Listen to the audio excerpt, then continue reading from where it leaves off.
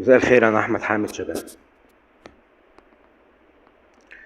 والله يا رضوى، آه، انتي ودينا الحناوي ونرمين عادل وريم احمد وكل البنات يعني.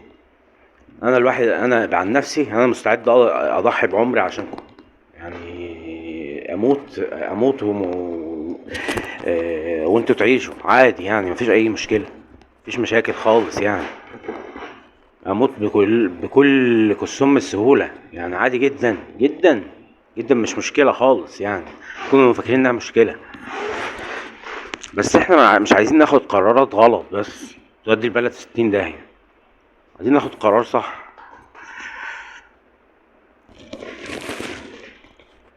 زي ما قلت لك برضو قبل كده، وبقول لهم برضو بقيه المهديات، معلش انا مقسمكم ومسميكم كده، معلش.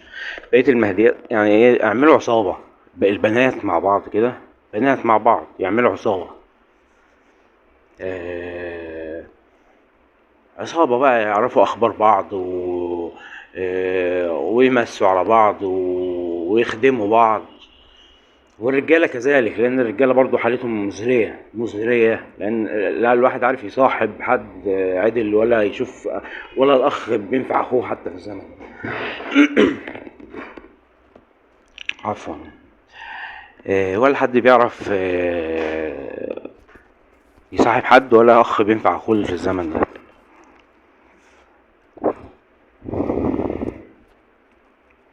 بس إيه تاني؟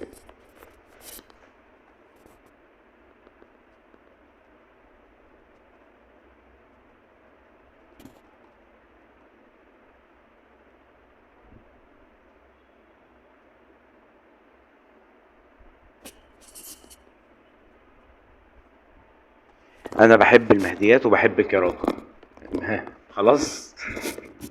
لا بجد والله بجد.